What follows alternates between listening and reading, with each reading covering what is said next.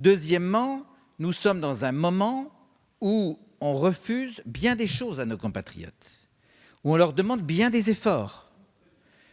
Ne serait-ce que des choses simples. Je pourrais évoquer avec vous les questions touchant au remboursement des transports. Très simple. Également, est-ce qu'on ne pourrait pas mettre cet argent considérable, 20 000 € pour une PMA qui va jusqu'au bout, si j'ose dire. Est-ce qu'on ne pourrait pas mettre cet argent ailleurs? J'ai interrogé hier Madame la ministre, qui ne m'a pas répondu. Monsieur le ministre, peut-être pourriez-vous le faire. Quel argent mettons pour lutter contre l'infertilité? Quelles dispositions financières prend-on pour avoir un grand plan pour lutter contre les formes d'infertilité des femmes, des hommes, etc. Deuxièmement, on est dans un moment où on a refusé à nos compatriotes l'homéopathie. Ce n'est pas moi qui en parle, monsieur le ministre de l'homéopathie. C'est vous qui avez utilisé cet argument, le premier. Non, non, c'est vous. C'est vous. Et en tout état de cause, je veux qu'on aille au bout de cet argument. Je suis surpris du nombre de personnes qui viennent me voir pour me dire qu'ils sont choqués par cela. Ça coûtait très peu de choses, l'homéopathie.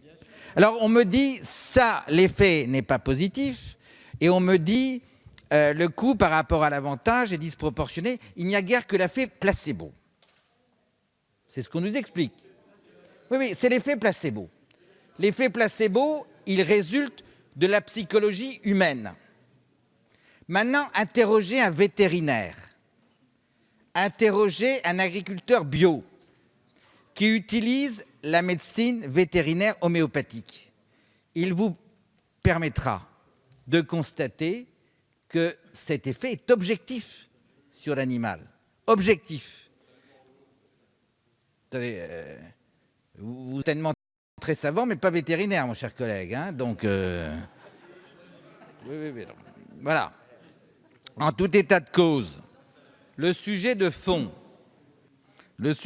c'est qu'il faut distinguer la maladie du désir.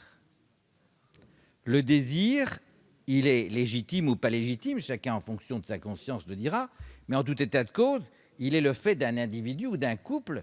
Il n'y a pas de raison que se manifeste une quelconque solidarité. Et la maladie, par contre, exige la solidarité. Et plus aujourd'hui qu'hier, et plus demain qu'aujourd'hui. Plus demain qu'aujourd'hui. La solidarité, elle est majeure. Dès qu'il y a maladie ou suspicion de maladie, je partage tout à fait le sentiment exprimé par notre collègue, à ce moment-là, il faut qu'il y ait un accompagnement résultant de la solidarité. Pour toutes ces raisons, je crois qu'il faut ne pas prendre cette disposition aujourd'hui et en tout état de cause, la reporter au prochain débat, c'est tout de suite d'ailleurs, du PLFSS. Merci. Merci, monsieur.